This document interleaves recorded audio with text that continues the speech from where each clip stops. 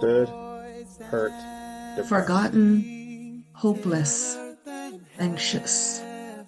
agonizing daily discomfort. These are the thoughts, feelings, and emotions of people living with a rare disease called sickle cell. Warriors that need their voices heard when no one will listen. Warriors that need support navigating the medical system. Warriors that need leaders who can speak eloquently and with confidence. It's time to lift every voice. It's time to lift every voice for the warrior. I am a voice. I am a voice. Brought to you by the Partners of On the Air Sickle and Sickle Cell Medical Advocacy.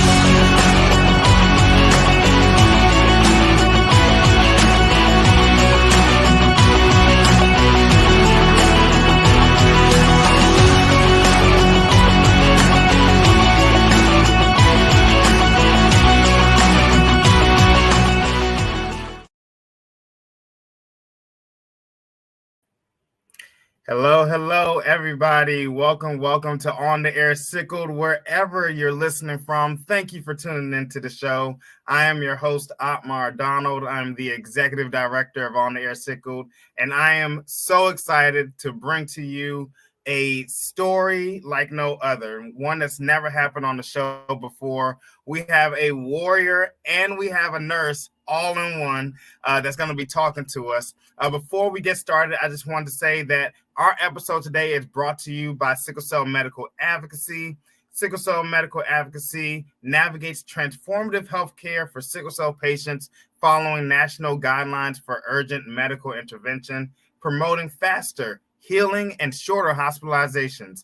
Their objective is to dismantle the barriers that obstruct effective ER and hospital treatments for those with sickle cell disease through a comprehensive virtual health and mental health center. They offer services such as healthcare navigation, mental health support, community outreach, and educational initiatives for sickle cell patients. Their commitment is to empower sickle cell patients with improved healthcare access and enhance their treatment outcomes in emergency and hospital settings. At SCMA, they have certified sickle cell healthcare navigators that are there to virtually help you and stand by you when you're in your hospital stay. When you're dealing with acute pain crisis, they'll talk to the doctors, they'll talk to the nurses. They will remain in touch with the patients throughout the hospital stay, providing the latest national guidelines and other evidence-based resources for managing acute pain crisis. If you need a navigator, contact Sickle Cell Medical Advocacy today. All right, y'all. So that is our sponsor. It is time to bring in our guest. Our guest this afternoon is, like I said, she's a sickle cell warrior, and she is a nurse. She is fighting on the field for all of us, and she has her ear to the ground. Ladies and gentlemen, I introduce to some, and welcome to the show, Miss Khadijah Jackson. Khadijah, welcome to the show. Thank you for having me finally. Absolutely. Listen, she's calling me out, y'all, because I reached out to Khadijah when On the Air Sickled first started airing, and we were unable to connect. And so I do apologize. But she is here now. You are here now. And so Khadijah, I wanted to bring you on because when I actually found you on TikTok, and when I scrolled and I saw you on TikTok, you were talking about how, you know, you're a warrior and you were frustrated with some of the things that you were hearing from, you know, the medical professionals during a sickle cell patient's hospital stay. And so I want to dive into those experiences that you've had. But before we do that, I want you to tell us a little bit about who you are, how you became a nurse, your journey. Tell us about your warrior story. Okay, so let's make a long story short. So my name is Khadijah. I was born with sickle cell hemoglobin SS, the big S's, not the little ones. So a lot of my crises were mostly in my chest. So I had a lot of acute chest syndrome growing up, in and out of the hospitals. There was like one whole year where I didn't even attend school because I was in and out of the hospital so much and I had to be homeschooled.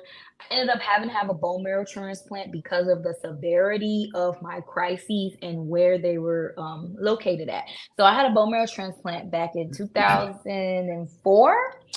So this year is actually going to be 2 decades since I was cured from sickle cell disease because of the bone marrow transplant. So, whoop, whoop, whoop.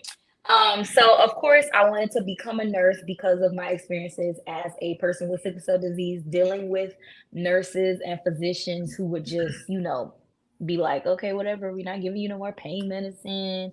Pain can't be that bad, et cetera, et cetera. So lots of bad experiences, but I also had a lot of good experiences, and those good experiences made me want to be a nurse where I could give someone else a good experience as a person, even if they don't have sickle cell disease, but any person dealing with any illness and, being sick in the hospital, I wanted to be able to provide a good experience. So yeah, I became a nurse. Here I am. I'm still a hematology and oncology nurse. So I do a lot of cancer and sickle cell. So I've been a nurse for 7 years. Or is it 8 years? Might be 8 years. Almost a decade. Okay. So here we are. Yes, here we are indeed. Awesome. So I did a little research on you. So yes. So I saw that you were featured. There was a story on you in the transplant, on I think it's a Oh, yeah. bone marrow transplant, Mm-hmm. Infonet, and they Yeah. were talking about your story and how your brother actually played a role in your transplant. Can you talk a little Yeah. bit about what that was like, what the discussions were like? He was he was my donor, and it's so funny because he was the brother, like, because I had 3 brothers. He was the one brother who I used to always argue with and fight with, and he was like my worst enemy. Out of all 3 brothers, why did it have to be him? But that was, just the one thing where he was just like, okay, I gotta be serious now because he played too much. And he was like, I know I have to do this because this is gonna save her life. But we still be at odds with each other, but we definitely have a much closer relationship than we did before. And what's really funny is that if I go, so I went to a new doctor and I was getting some tests done, and there was like some genetic testing being done. And it turned out that I tested as a male. I'm a female, but I tested as male. So my doctors were confused. They were like, I'm pretty sure she's a girl. Why is she coming back as a male? And it was a hilarious conversation. And I was like, oh, I had a transplant. My brother was the donor. That's all. And they were like, oh, thank God. You had me scared. It was so funny. But yeah, so he was just my donor. But it wasn't as much. I think it was mostly like an outpatient procedure, He went home same day, just had to do bed rest. He didn't really have too much pain or anything like that. So being a donor is not difficult. It can be a little scary, but it was pretty simple, straight to the point. Gotcha. And he's still here, as crazy as ever. Awesome. So walk me through what that process is like, because I know, like I'm trying to partner with American Red Cross. I want to do a blood drive, and people get freaked out just over the thought of, wait, I got to get a needle. Like, people are going to take my blood. So walk us through what your process was like, and what was his mindset? Did he feel, empowered? Did he feel like he was making a difference? How did that all feel?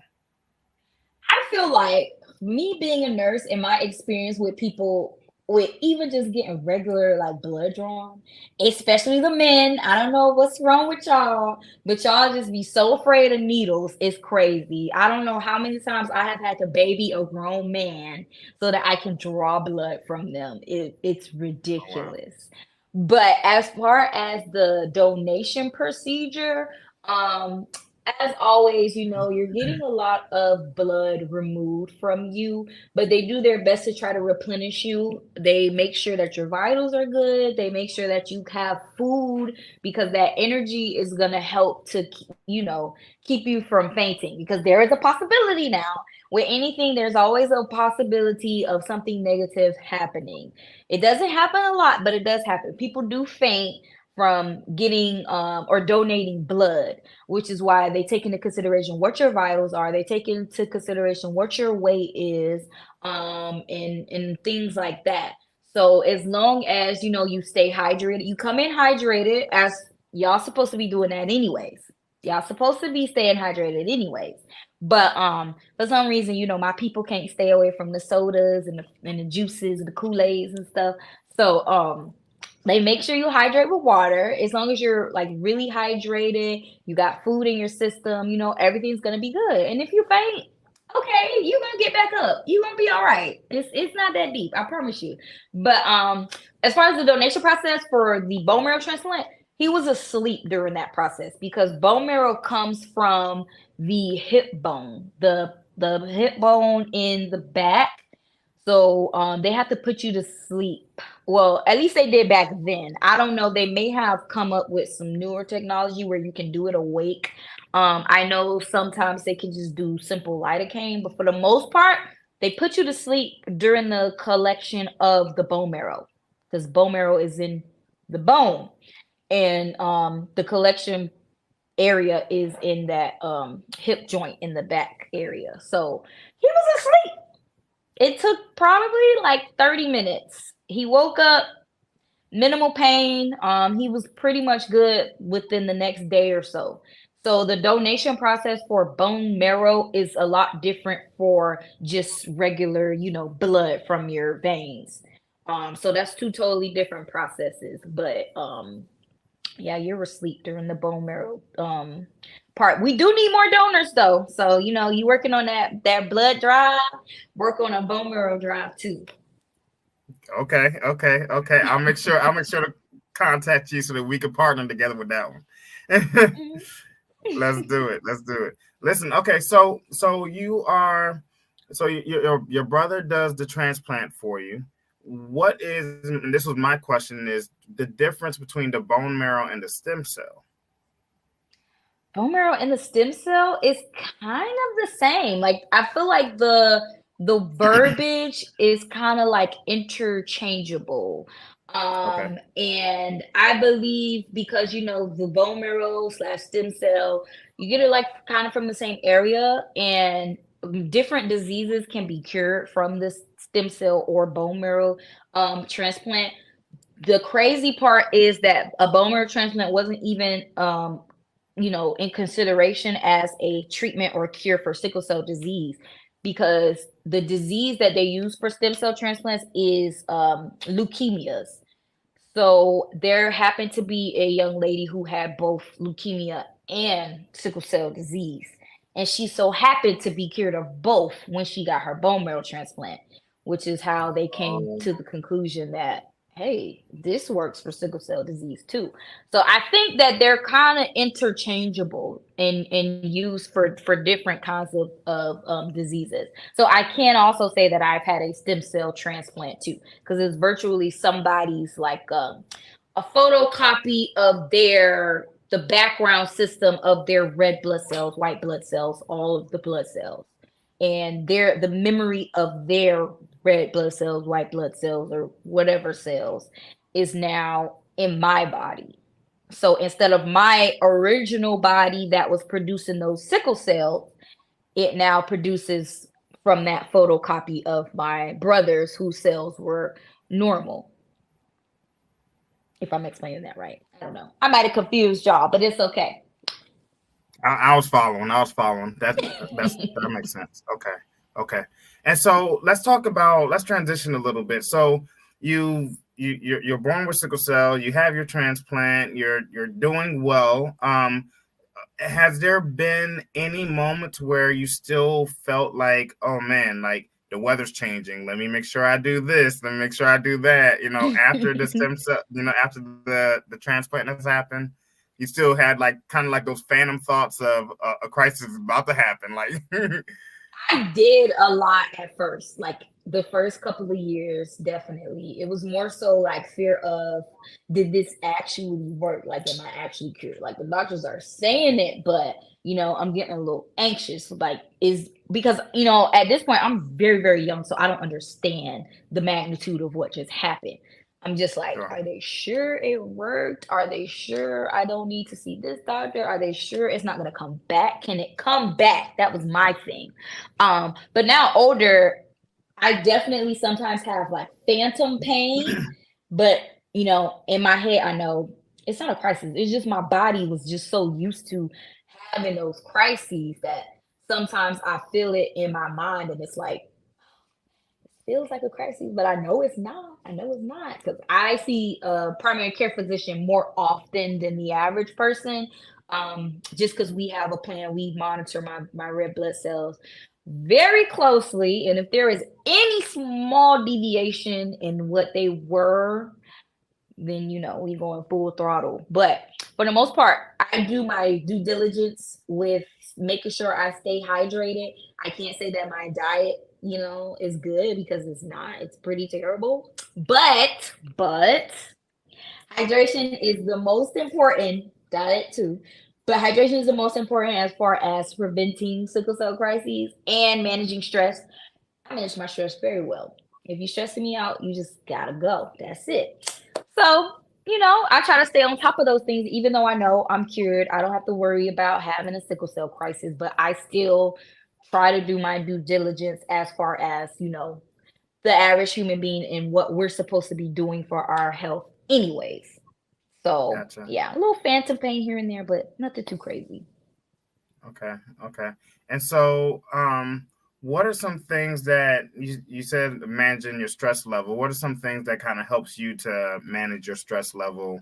Um, you're you're an RN, so that's stressful enough. So, what are some things that you kind of try to make sure that you do to stay on top of that?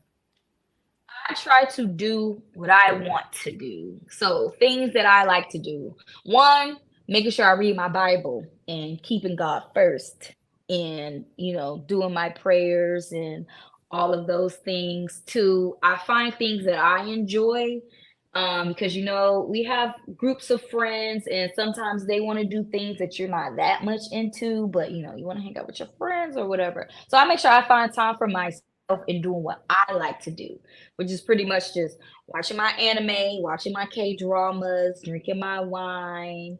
I like to go to a little lounge and I love food. So I just make sure that I have that time to myself. And also I'm also doing therapy too. Therapy is not for crazy people. Okay, it's not for crazy people. We're human beings, we don't all regulate our emotions the same. Therapy is very important, especially in the Black community. So I don't think I'm crazy. My friends may say that I'm crazy, but my husband might think I'm crazy, but I'm not crazy. So, but therapy works. Therapy, my Bible, making sure I do what I like to do and taking that time because we have friends that like to call with all of their problems and sometimes we take on other people's problems and we take on other people's emotions. We just have to learn how to decompress and rid our bodies of everybody else's emotions and try to regulate our own emotions. So Sure. that's pretty much it. Okay. And so I wanted to ask you about your experience in the ER. So let's transition into the emergency room. I think you did a video on this once, but you're Probably. at the nurse's station or whatever, you're at the desk and you're hearing conversations develop about a sickle cell patient. What's happening? without breaking HIPAA, of course, but what's happening and what's going on in the mind of Khadijah? Are you saying in the mind of Khadijah as the nurse or in the mind of Khadijah as the patient? Can you do both in that moment? Let's do the patient. Let's do as a warrior, because the patient that you were listening to the doctors talk about, of course they're not hearing this, but you are. So let's talk. Yeah. Let's. What Yeah. is So it was Khadijah mostly thinking? the nurses. As Okay. the patient, it was mostly the nurses who had a lot to say on the slide. And it was always like, oh, she can't be in that much pain, or she's probably calling for her pain medicine. Why does it have to be every 2 hours? Why does she have to get something every 1 hour? You know, me, I'm a child, so I'm not fully understanding. Like I can hear it going on, but I'm not fully understanding. And I'm also not fully capable of standing up for myself. You know, I'm in pain. I don't want to deal with all of that. But I'm keeping this in the back of my mind because in my head, I'm like, I want to be a person that doesn't talk like that about someone who's in pain. And I want to rid the world of people who talk like this about people who are in pain that they can't even relate to. So it was never anything that I could say out loud as a child because I was pretty young. Like I got cured of sickle cell when I was 11 years old. And all I could do was cry. Like that's all I did. I just cried because what am I gonna do? I can't make them give me the medications. And my parents, they work every day, Monday through Friday. They tried to be, they were in that hospital with me every day. It wasn't the whole day because they had to work. But when they got off, they came straight to the hospital. They waited till I fell asleep. They came back in the morning before work. So, I wasn't alone, but of course I also didn't tell them all of the things that I heard because I was like, they got enough stuff going on. I'm just going to do what I can, get out of here and, deal with it later. Luckily, I had a great doctor. I had an amazing doctor. But those nurses, if I was older, they probably would have got cussed out. I'll tell you that right now. Okay. So, all right. As the nurse, now you can't shut me up. I'm going to tell you like it is. And I don't mind checking doctors nor nurses. I've done both. I've checked every type of medical person you can think of when it comes to sickle cell disease. So let me tell you the most recent, this isn't even an ER. This is an infusion clinic, where they do infusions and all of that stuff. And there was a sickle cell patient who was coming in for his Adakveo. And, they were talking about how he misses some of his appointments. Obviously, he's in the hospital. That's why he's missing his appointments. He's in the hospital. But they were saying, oh, when a patient with sickle cell comes in with complaints, what are their complaints? And I'm thinking, okay, she asking this to understand. And I said, pain. And she was like, well, where is the pain? The pain is mostly in the abdomen. I was like, excuse me? What do you mean mostly in the abdomen? A person with sickle cell can have pain anywhere in their entire body. Where are you getting abdomen from? What are you talking about? She pissed me off so bad. I was like, clearly, this isn't one of those clinics where y'all, specifically treat sickle cell because this is like one of two in that entire clinic that they treat with sickle cell. And I was like, y'all need to educate yourselves a little bit more because abdominal pain is not the main symptom of sickle cell disease. So do better. There was another doctor. Now, there's one thing that really pisses me off, and that is when a doctor prescribes the pain medicine and Benadryl ointment. I'm sorry. What are they going to do with Benadryl ointment? Cream for the skin. Huh? I said, I've never heard that. I said, why are we doing Benadryl for itching for sickle cell patients. I don't understand that. Mind you, this is a black doctor, and that really ticked me off. And he goes, you can't give these type of patients IV Benadryl. Why you can't? Why you can't? Do you know what? I'm going back and forth with him, but he's walking away from me, and I'm damn near chasing him down the hall because what do you mean you can't give them? You can't give them IV Benadryl. Do you know what type of itch it is? It's not an itch that's on the skin. It's an itch that is inside your body. You can't scratch it from the outside. I mean, you can try because that's all you can do, That's all you can do, but I always try to refer to the American Society of Hematology because nowhere on their website says that you should give them Benadryl cream. It says IV Benadryl. So why would you do that? Yeah. I always find myself doing a little shimmy in the bed whenever I get dilaudid, and because like you said, it's internal, it's not external. You can scratch all day long and the itch will still be there, right? And exactly.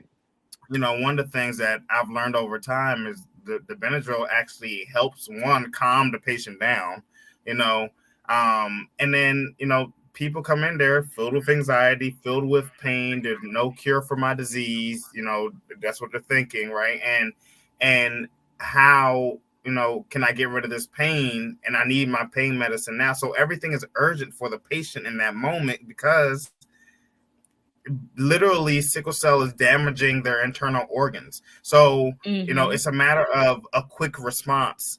And what I've had in my experience is I've had one time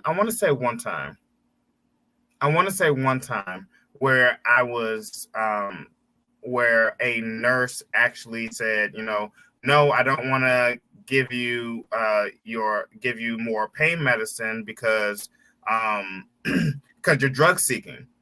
And that for me, it was the first time I had ever heard it. And this was before, my production team put on sickle cell medical advocacy. This is before I even knew anything about sickle cell medical advocacy. I was so offended. I was so upset. I was so hurt because I'm so intentional about my home pain medication versus IV Dilaudid. I won't take the home medication if I don't have to. I would rather take it and say, okay, I'm gonna take this now and let's see what happens. But I would rather, if I know that my pain is at a level 6, I'm going to the emergency room instead of using my home medicine, which I know is not going to take the pain away. So I've never heard Benadryl cream. That's the first. Yeah, I'm a travel nurse, so I have heard it all across the United States of America. And it's all one common consensus. People don't know what they are doing when it comes to sickle cell disease. And I feel like for the most part, it starts in nursing schools, it starts in medical schools, it starts at that bare minimum educational level. And that's where they get there. And then once they get to the hospital, then they get their in-person experience, but they listen to their coworkers, their seasoned nurses who's like, oh, this person is just drug seeking. They have sickle cell disease. So blah, blah, blah, blah, blah. But, if the educational system would have done better at, talking about sickle cell disease, because I remember in nursing school, we had like 2 PowerPoint slides on sickle cell disease, and that was it. That's how I know this is why they treat us the way that they do, because they have no clue. And then they go based on labs and vital signs. And that's not something you're supposed to do. The first thing they teach you in medical school and nursing school is that pain is whatever the patient says. Not what the labs say, not what the blood pressure say, none of that. It's what the patient says. So I'm trying to figure out how to infiltrate the schools too. That's why I got that master's degree. I'm trying to infiltrate the schools too. There you go. You about to hit it all. You about to go into the. But you know what? That's actually a great point. We we probably need more sickle cell patients who are nurses to infiltrate the school system, because they're not what the teachers are only teaching what they've learned, unfortunately, or whatever is in a book, and so you're just giving more information that is inaccurate because you were taught inaccurate information. And so if we can get the people that actually have experienced the pain, the people who actually say, hey, listen, my level 2 pain is probably for someone's normal level 8, because we just have a high level of pain tolerance, like we need the people in there to advocate and to educate and to literally transform people's minds and what this whole process is like. When I'm literally on the floor and I'm doing a military crawl to my door just because 911 needs to be able to access my home, and I have to unlock the door, like that's all real. I've lived that, know, and even my wife has okay, first of all, my wife is not like super muscular or anything like that, right? But this woman, when I tell you I had a crisis, I told her, I said, baby, I'm going down. And I literally went down to the floor. I had no idea. Literally, I was playing with the dog, and then the next moment I was in pain. When I say this woman dragged my body across the floor, like to make sure I was close to the door for 911 to come and get me. There's just a new sense. Don't piss that woman off. I'm telling you. I'm like, are you dragging me? it was, I appreciate it because she was like, not today.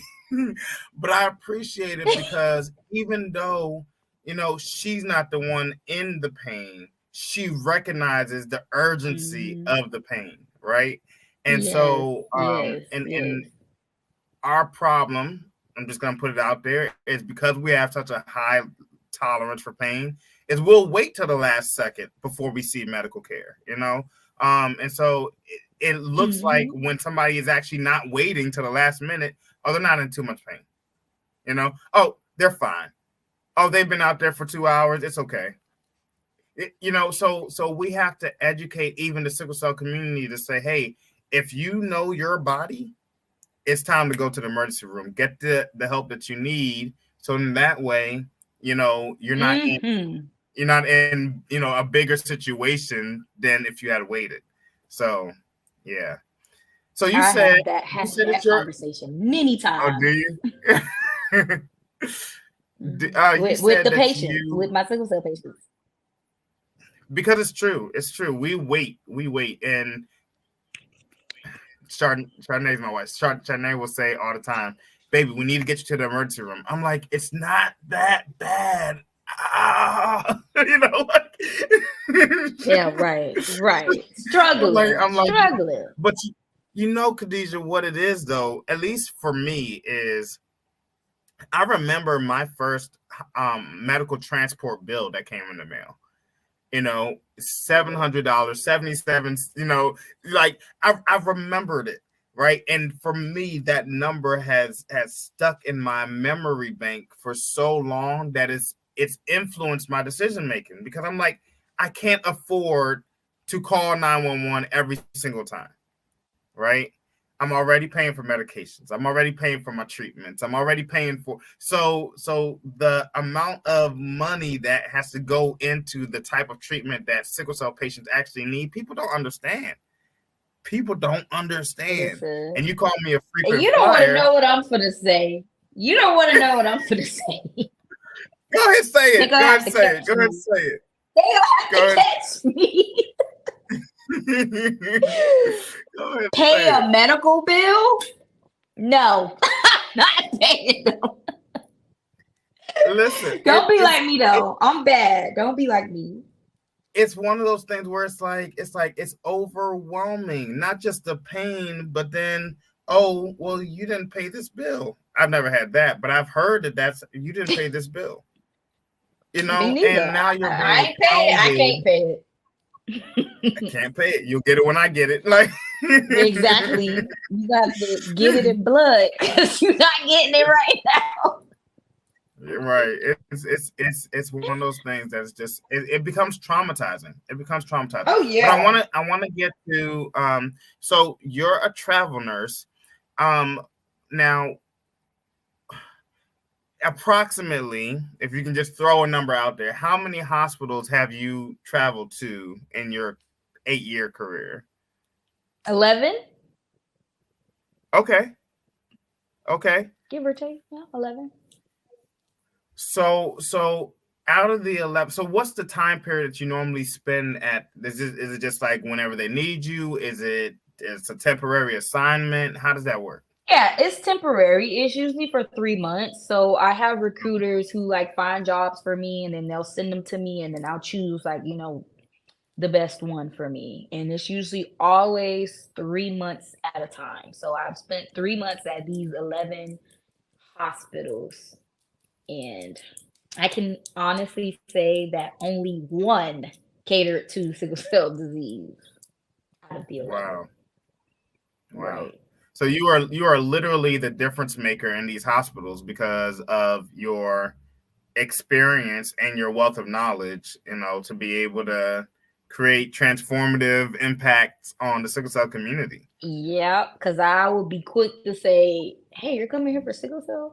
This clinic doesn't really cater to your population. So if you are not comfortable with what this physician is saying and they're not going to give you, up to your expectations, I would don't go here. Find somewhere else. Like that is me. That's me in all of these different hospitals. And then also I kind of vet my team, I just kind of throw in like random side conversations about sickle cell disease, They don't know I'm an undercover, and just to see, where their mindset is like, oh yeah, no, they're just drug seeking, or I feel so bad. So, sometimes there's that nurse that's like, I feel so bad for them. They're always in so much pain and blah, blah, blah, blah, And it's not from my people. Okay. Just from the other folks, there are some who actually have empathy and sympathy for our population. So, it was nice hearing that. But as far as, of course you'll have the one or two nurses, who are allies, and then the majority is just like, mm-mm. So I'm always turning don't come here, baby. It ain't gonna turn out well for you. Don't come here. But that one clinic, they actually do cater to the clinic. Like the sickle cell patients even have like their own area, and then everything else is like cancer and immune disease and whatnot. So like they do hydration and IV Dilaudid or morphine, whichever the patient is. They give them whatever their usual dose is that will work for them. It's every 2 hours with IV Benadryl, no questions asked. And they'll come there if they feel like they need to go to the emergency room. So they try to prevent them from having to go to the emergency room. So they give them a liter of fluids, 2 liters. If they want 3 liters, they can get 3 liters. It's really whatever they want. If you want an extra liter of fluids, we will give you an extra liter of fluids. If you want an extra dose of pain medicine, we will give you an extra dose of pain medicine. 6 milligrams didn't do it for you, we'll give you 8 milligrams. 8 milligrams ain't work, we'll give you 10 milligrams. There's literally no like, this is too high. I don't feel comfortable. Like, it's none of that. It's whatever we can to help get you through this so you can go home and not go to the emergency room. So it was one of my favorite assignments just because of that. Shout out to New Jersey. Awesome. So we're coming to the end of the show here, and as I guess I've created a little tradition that every guest on the show has an opportunity to speak directly into the camera and talk to our audience. And so I want to offer that up to you, Khadijah. Anything that's on your heart, anything that you want to share with the sickle cell community, any advice that you might have. Now is your time, and I'm going to go ahead and take myself off screen so you could be front and center. Okay. Can you still hear me though? He probably can't still hear me. But We can anyways, hear you. We can oh, hear you you. came back. Okay. Okay, I just want to make sure. Okay. So, anyways, what I really want to talk to my people specifically, not just, people who are dealing with sickle cell disease, but those family members, caregivers, friends, whoever. If you know someone with sickle cell disease, even if you don't know anybody with sickle cell disease, we are very short with donors for bone marrow transplants. And as an African American population or an African American based disease, we don't have that many African American donors. So there are a lot of people with sickle cell disease who can become cured by getting a bone marrow transplant, but we cannot have our transplants without our donors.